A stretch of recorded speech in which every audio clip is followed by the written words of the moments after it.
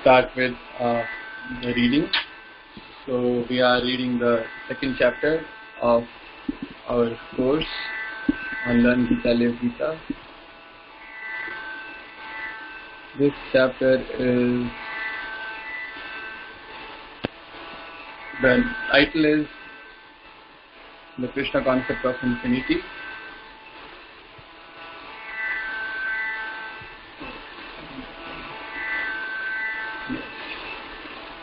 And we have been discussing empirical evidences for the existence of God. In other words, empirically around the world, how do we see, how can we tell if God exists? Means the nature itself inspires us to perceive the presence of God.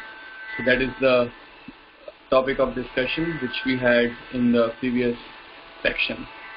In this section, we'll be discussing more evidences or supports to the existence of God. Anybody has any questions, you can ask now from the previous section. Otherwise, we'll start the next section. So this is section number 2. Okay. In the previous section, we have provided all the empirical evidence that helps all the empirical evidence that help us understand that there must be God, right? However, accepting the existence of God alone does not help us understand the details about God. Where is He? What does He do? What is the purpose of the universe? These questions cannot be answered through empirical evidence. What is then the method to know God? Divine revelation is the only way. Srila Prabhupada gives a very apt analogy in this regard. How does one know about his father? The only authority is one's mother. Just as a mother alone can reveal the identity of the father, the process of divine revelation alone can help us understand or know God as He is.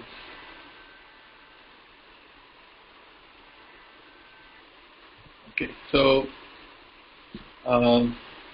we have to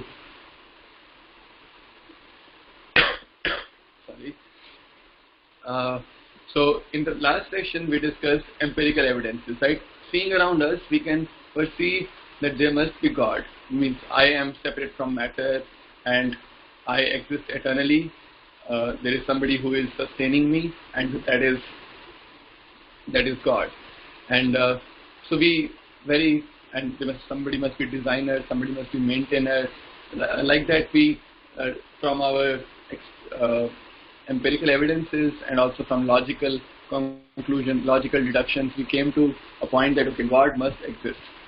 So once we reach this point, next is okay, where is He? What does He do? And what is our relationship with Him? Or what can I do for Him? Right? That is meaning of relationship. What can I do for Him? He is doing so much for me. What can I do for Him? And so these questions cannot be answered through empirical evidences, right? Because I cannot know Him by my direct experience more than certain limit. That limit is very, very small. So how do I know who is He and how can I serve Him? So all these questions can be answered only by divine revelation. So what is the divine revelation? Divine revelation has, voice is low. So the divine revelation means there are two things.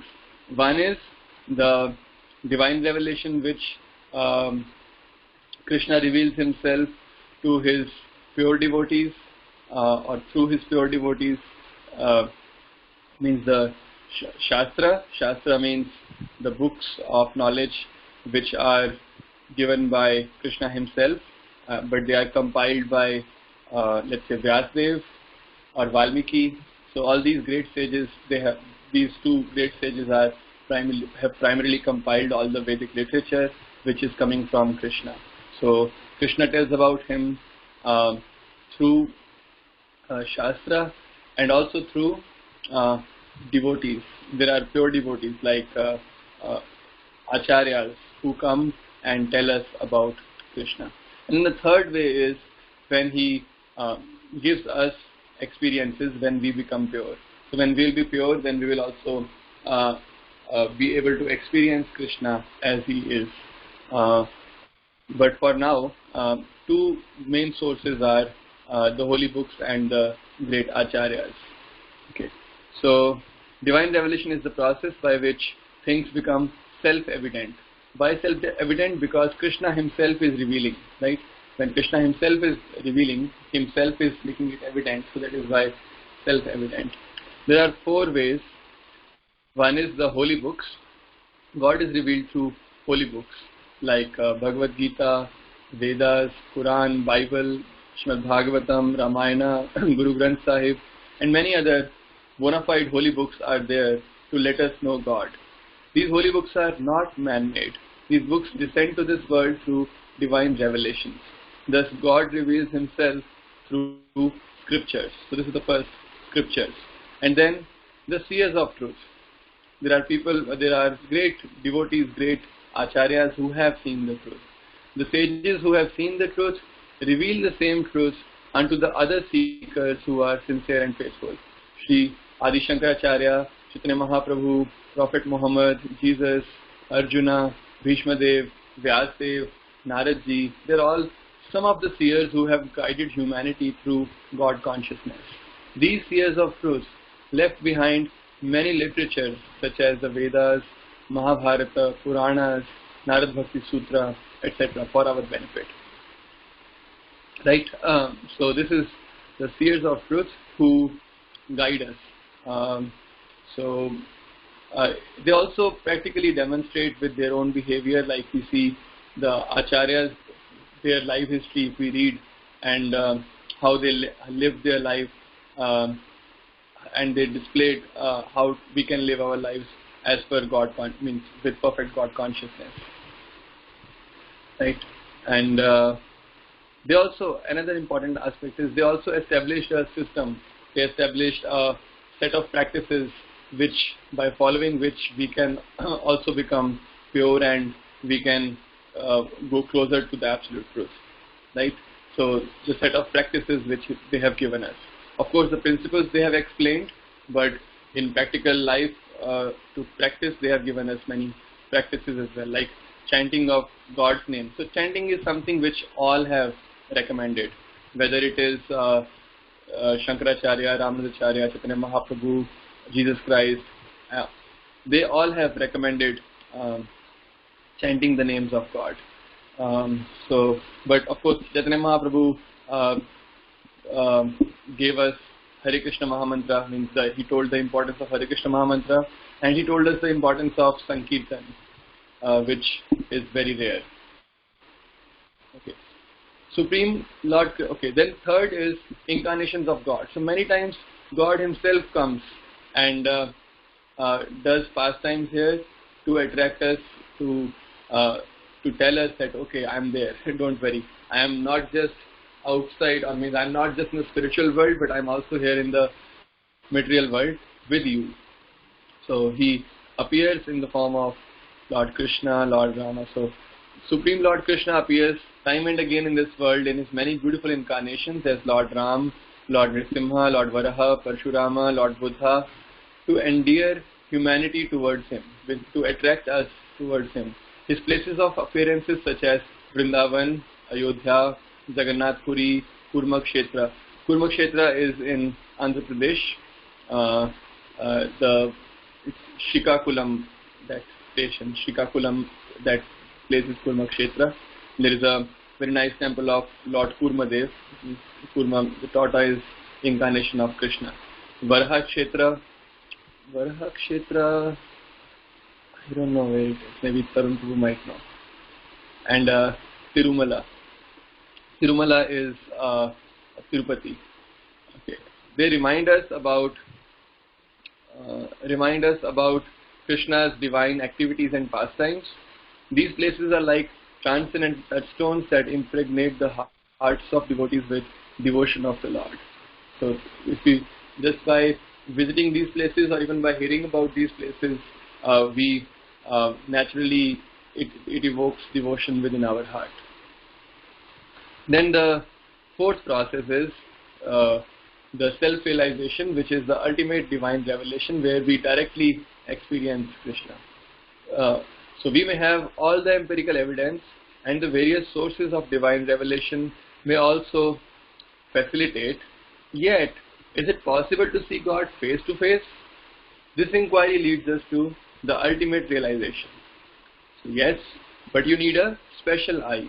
You need special qualifications.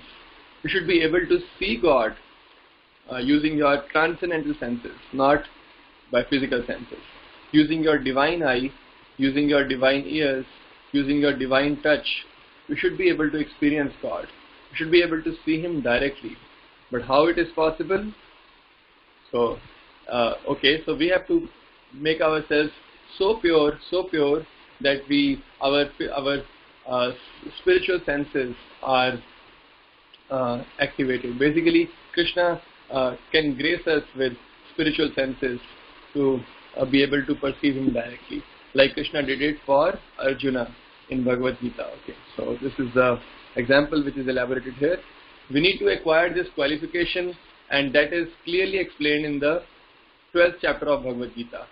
Chapter 12 enumerates spiritual qualities of those who seek Krishna. A seeker of truth, when engages himself in loving devotional service of the Lord, becomes blessed. Ultimately, it is the divine grace of Sri Guru and Krishna that enables the seeker with qualification to see Krishna face to face as a direct perception. So direct perception is possible, but it needs qualifications. And chapter 12 of Bhagavad Gita, the later half of the chapter 12, it explains the divine qualities which we should cultivate.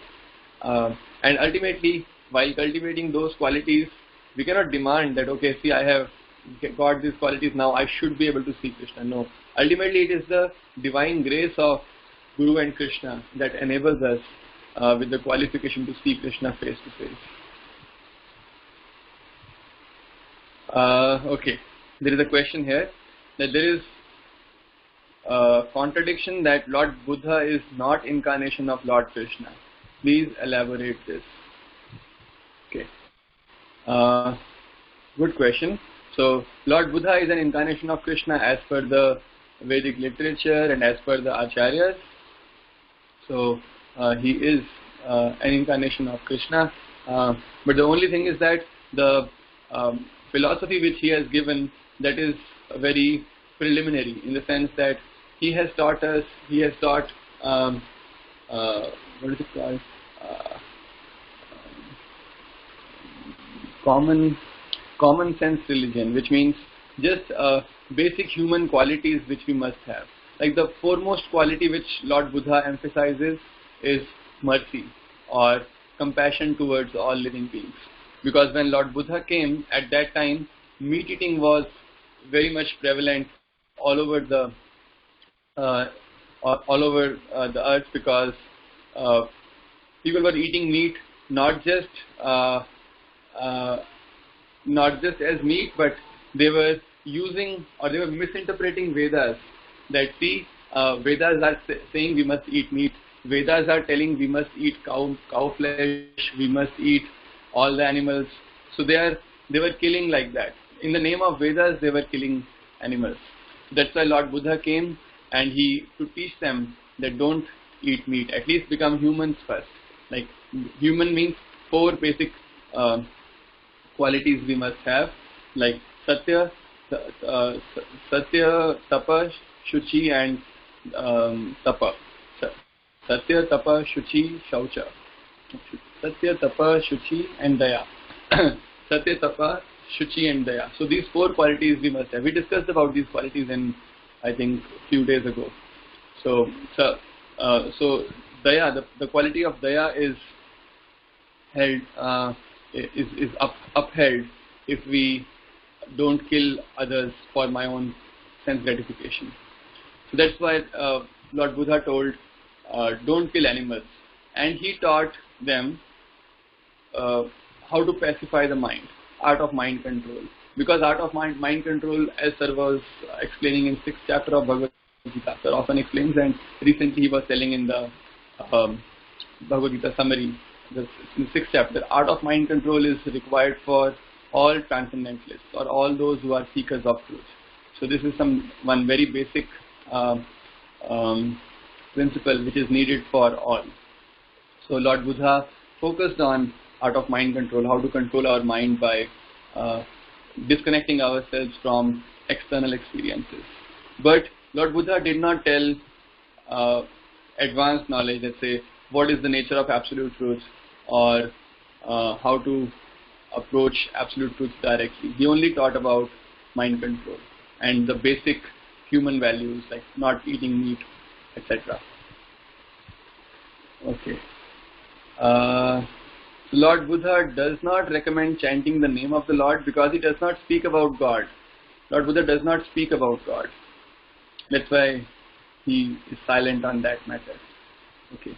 I am somehow not able to see the entire chat history because of some problem.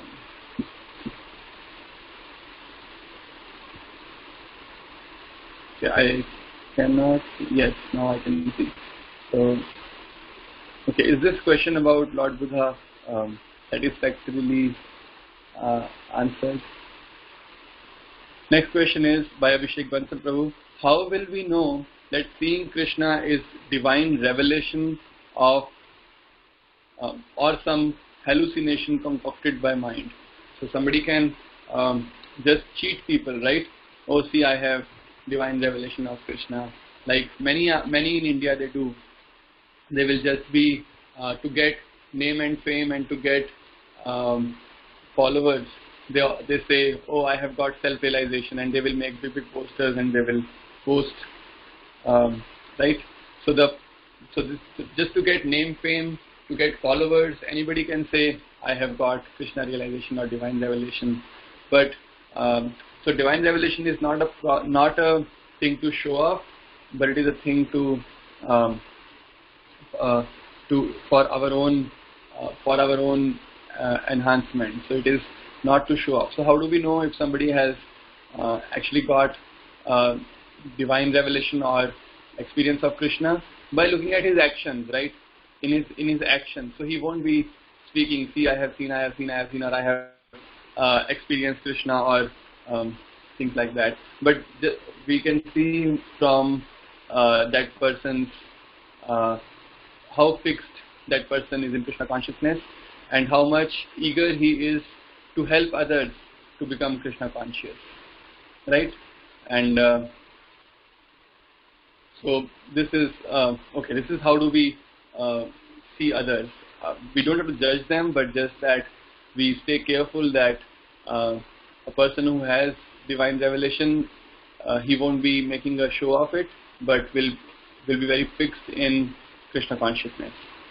And the other part is, how do I know for myself if I have divine revelation or some hallucination concocted by mind? So as far as I am concerned, mostly it is hallucination because I have not had any divine revelation. Mostly it is hallucination, but so I can't say more about this. But one thing what Prabhupada says is, if somebody has, how do we know if we have divine revelation? So one thing is our senior or our more people whom we trust, such devotees or such spiritualists, they will confirm, right? They will say, yes, this looks like a very nice thing. For example, Bhaktivinoda Thakur had got a divine revelation. Lord Chaitanya Mahaprabhu himself showed him the Mayapur Dham, but he wanted to make sure is this really a divine revelation? Krishna or Lord Chaitanya Mahaprabhu is himself showing me the presence of Mayapur here, or is it just a hallucination? So he called for his spiritual master. Who is the spiritual master of Bhaktivinoda Thakur? Means who is the Acharya who confirmed Bhaktivinoda Thakur that yes, this is the this is a divine revelation, and this is actually the birthplace of Chaitanya Mahaprabhu. Who is that Acharya who confirmed Bhaktivinoda Thakur's divine revelation?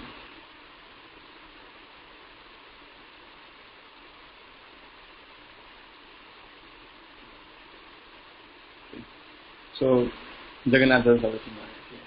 So, Jagannath Das Bhavaji Maharaj, he was very old, but when he came there, he could immediately confirm that yes, this is the place of Sri Mahaprabhu's birth.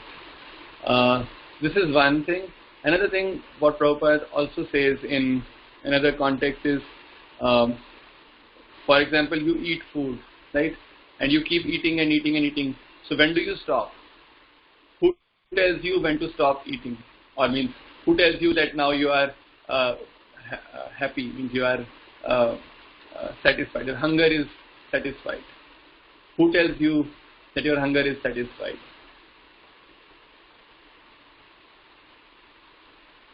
So the answer is nobody tells us, we just experience. Okay, mind. Yeah, that is a tricky thing. Mind can say.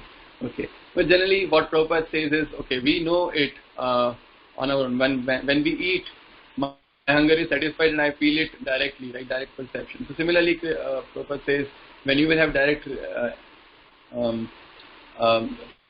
divine revelation, then you will yourself feel satisfied.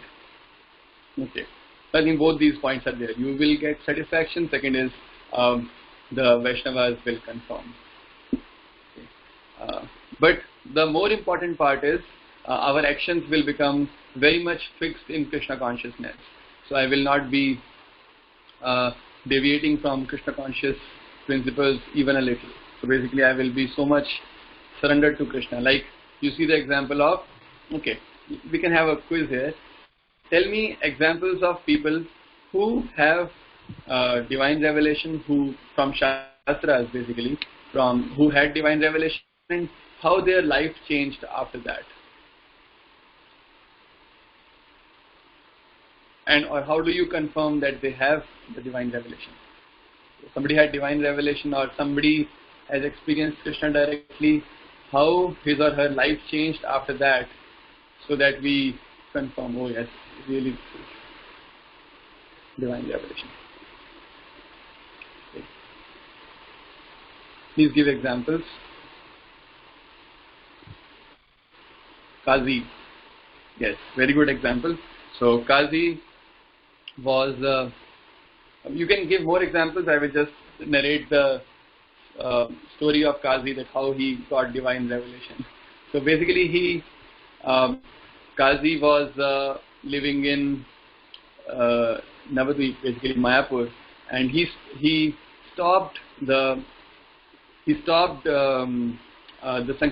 tried to stop the Sankirtan movement.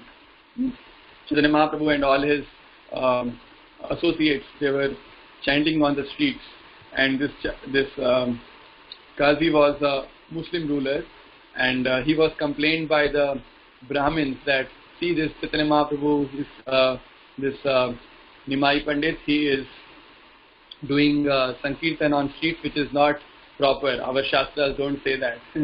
So he should not be allowed, because so like they were envious because their market was going down, right? Because people won't, because they have this caste mentality. So they approached the Qazi, and the Qazi took action. So he stopped the Sankirtan. When Chaitanya Mahaprabhu heard that he has stopped the Sankirtan and did some nonsense, some nuisance in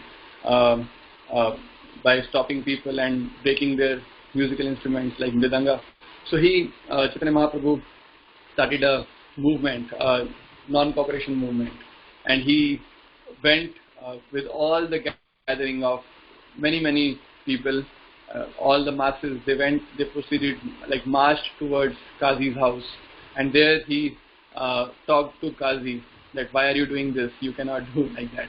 But Qazi said, yes, I have understood, because yesterday night Narsinghdev came to me in the dream, and he warned me that do not stop my devotees from doing kirtan.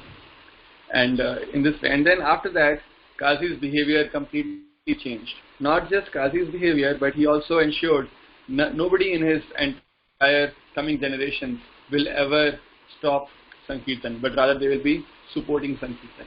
And still today, Qazi's generations, they are never stopping Kirtan, but they are also promoting Kirtan. So Prabhupada writes that even in the time of Hindu-Muslim riots, Mayapur was a peaceful place. So the Muslims in Mayapur, they always support Sankirtan because their ancestor, Qazi, he got the divine revelation and he told his followers, his family members, that never stop Kirtan. Okay, so this is about Qazi. And Mirabai had divine revelation, that's why she was able to dedicate her whole life for Krishna, and her lifestyle, her way of thinking, which is evident from her writings, so that is completely transcendental, completely transformed, right? Tarun Prabhu is saying Ramanujacharya leaving Puri. Okay, that was a Leela, so I can't say much about that. Okay. So that was a different kind of revelation. Okay, Valmiki, yes. So Valmiki ji also got divine revelation. How? By the mercy of Narad ji. So when Valmiki ji was very cruel hunter, cruel dacoit, and he used to loot everybody in the forest and kill them and loot all their money. But this Valmiki was inspired by Narad ji to chant the name of Lord Ram, giving up all sinful activities. So Valmiki ji, that time his name was Ratnakara. So Ratnakara went to the forest and he went to a solitary place where he's not disturbed by anybody, and he started chanting the names of Lord Ram, and in this way he was again blessed by Narad ji. Narad ji came and told, you must write about the glories of Lord Ram, and he told him about the pastimes of Lord Ram in brief. And then Valmiki ji, in his divine revelation or in his meditation, he could see all the pastimes of Lord Ram in front of him, even if those pastimes had not happened yet. I mean, Valmiki wrote everything before Lord Ram's appearance, and he wrote everything, and he was able to see it before itself. So, and how do we know? Okay, so Narad ji, the other Vaishnavas, they have confirmed. Narad ji has confirmed, and all other Vaishnavas who are present, Vashishta ji, Vishwamitra ji, they all confirm that. And his life also, Valmiki ji's life also is evident. It makes it evident that how Valmiki ji was so advanced in Krishna consciousness. Okay, Surdas, I don't know much about Surdas. Yeah, but Bilvamangal Thakur, he is also, I don't know if Bilvamangal Thakur is same as Surdas or maybe different, I don't know. So Bilvamangal Thakur also was blind, and he was living in Vrindavan, and he lived for many centuries, I think 700 years or something, long life. And he lived in Vrindavan, and he was personally taken by Krishna, and Krishna will come and show him all the places of his pastimes. So, but how do we know that? From his behavior, he was such a great saint, just by seeing him, you can become devotee. So just by his association, everybody became devotee. And his writings are so great. They're all about Krishna. They're all about pure love for Krishna. And Sarvam Bhattacharya, yes. I think there are so many. Yes, so there are so many examples we are giving Keshav Kashmiri, Sarvam Bhattacharya, Surdas, Bilvamangal Thakur, and Sarvam Bhattacharya, I can just tell one small word, that how his life transformed. Once Chaitanya Mahaprabhu told him about Krishna directly, Sarvam Bhattacharya completely transformed. Earlier he was reading Vedas, but he had no devotion for Krishna. He was just reading Vedas and trying to do some word jugglery out of it. But once Chaitanya Mahaprabhu told him Chaitanya Mahaprabhu gave him the divine revelation, then Sarvabhauma Bhattacharya's life completely transformed. He became a perfect devotee of Krishna, and he became so fixed in serving Krishna, in chanting Krishna's name, in devotional principles. Okay, I think we had many nice examples. So here Sir is giving the example of Prahlad, and how Prahlad was a 5-year-old little boy who was born in the family of demons. His father was an atheistic king with extraordinary powers. In Srimad Bhagavatam, his qualities are described as follows. So, how do we know he is a pure devotee? From his qualities. Of course, the other sages like Naradji, Brahmaji, they have all endorsed that yes, Prahlad Maharaj is Prahlad is best devotee, or he is very he is an epitome of devotion, and he is a self-realized soul. But it is also evident from his own personal behavior. He was completely cultured as a qualified Brahmana. Brahmana means a person of character, a person who is fixed in mode of goodness and worshipping Krishna. And he had a very good character and being determined to understand the absolute truth. He had full control over his senses and mind. Like the super soul, he was kind to every living entity and was the best friend of everyone. So he was best friend of even demons, right? Who were his schoolmates? His schoolmates were all demons. So if some demon will come in front of me, I will say, oh, he's a demon. I will either run away from there, or I will criticize him, fight with him, or do something. But he is, Prahlad Maharaj is an Uttam Vaishnava. He's a first class Vaishnava. So he had no problem, but rather he made the demons also into devotees. His so powerful personality that just by coming in his contact, even demons will become devotees. So for example, if I am in my hostel in my college, in IIT Kanpur, and many times my friends will say, oh, why are you doing this? Why are you chanting Hare Krishna? Why are you going to those people? Or why are you going to Bhakti Vedanta Club? So you just don't go there. It's, do other interesting things. So they are nice people, but they have somehow forgotten Krishna. So if at that time I remember Prahlad Maharaj, and of course I cannot do that because I don't have that purity, but if Prahlad Maharaj is here, Prahlad Maharaj would have been here, what he would have done, just by looking at him, everybody would have become devotees. Okay. And if we also try to cultivate spiritual qualities, try to cultivate Krishna consciousness principles nicely in our life, then certainly it will have an impact on our friends also. Even if they are very much against Krishna, but if we are fixed, we are maintaining the principles purely, then definitely our friends will also be inspired, and they will change definitely. It may take some time, no worry, but it will happen gradually. So I have seen sometimes it may take 10, 20 years to change, but change happens. So just be nice to them. Don't unnecessarily fight with them or annoy them, right? So just like Prahlad Maharaj is kind towards everybody, so be kind to them, give them prasad, and have a friendly demeanor towards them. Sometimes you may have to avoid them, avoid in the sense that they may call you for many things which are sinful.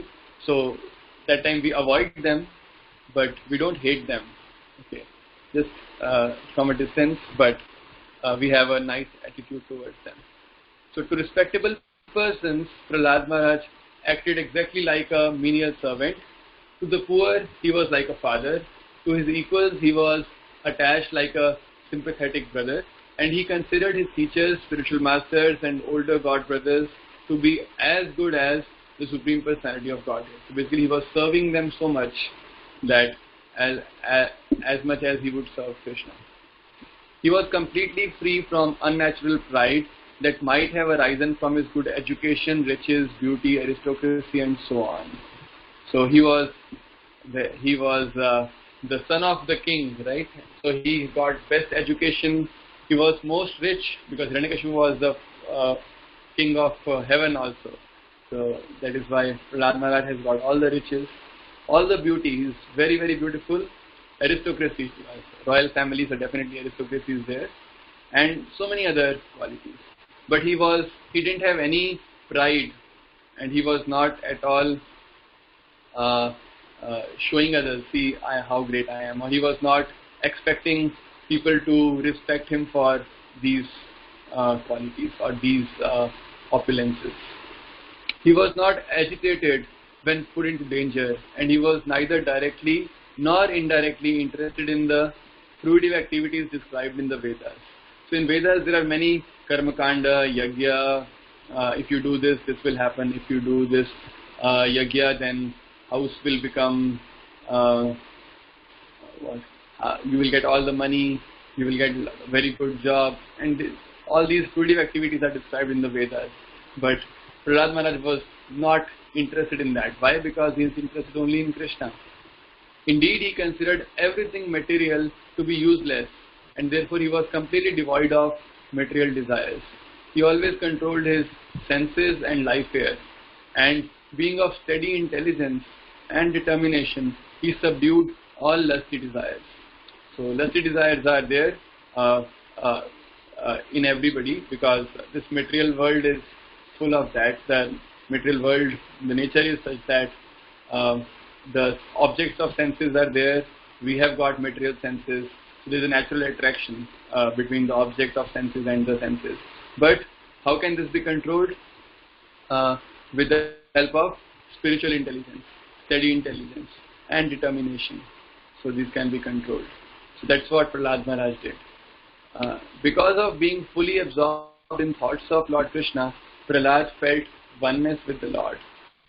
Oneness here refers to that Prahlad never considered himself away from Krishna. He always had Krishna within his heart. Even when you saw he was tortured by all the demons, he was put into a cave or a prison which was full of snakes. Even there, Prahlad did not feel alone. He felt Krishna is there with me, and he didn't have any problem, even with the snakes. Okay. In this way, he could sometimes feel the touch of the Lord's lotus hand. It is described that because of his advanced consciousness, Prahlad could see the Lord and cry out and sing and dance in ecstasy. So he will sing and he will dance because he could always see Krishna is there, and he could always chant his name with attachment. Hare Krishna. Thank you very much. So we can. This is the end of this section, this part. Tomorrow we'll start Krishna concept of infinity. So a lot of mathematics tomorrow. So let's stop here. If you have questions, you can post. 8 o'clock, Sir's session will start. Sir is telling about chanting these days. That how can we chant better and better. Hare Krishna. How do purity attract people? How does purity attract people? Okay. Everybody likes purity, right? So let me give an example of purity. Okay. I can ask you, what is purity? Give some examples of purity. Means if you see some person has purity, then what do you see? How is that purity known to you? What is the meaning of purity?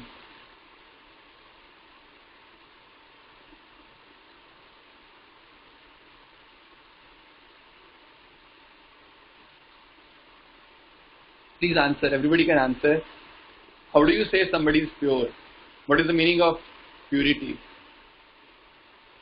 Let's say if I say Abhishek Prabhu is pure, what will I see in him that I will say he is pure? So Rajkumar Prabhu is saying he is ethical. He will be very ethical in his actions because he he has no selfishness, right? Purity means, okay, purity means no false ego. Purity from all layers of ignorance, and the highest layer is false ego. And so he will be very ethical. As Prabhu says, he will be very honest. And who does not like honest people? Who does not like ethical people? And Abhishek Prabhu is saying, a regulated lifestyle and controlled mind. Yes. Who doesn't like people who have controlled mind? Let us say if there is a person who has uncontrolled mind, then he will, today he is your friend, tomorrow he will become your enemy. Or means at one moment he is your friend, next moment he will do something to harm you because his mind is not controlled. So will you ever trust that person? Nobody would like to trust such a person, right? So we naturally like people who have controlled mind, stable mind, and whom we can trust. They are trustworthy. Ashit Prabhu further says that such a person has no hidden intentions. Yes. So purity means no hidden agenda. So if I am approaching you as a friend, then I am actually a friend. I am not carrying the dirty intentions within my heart. And that is a very desirable property, right? Desirable quality. So this means such a person is really a good friend.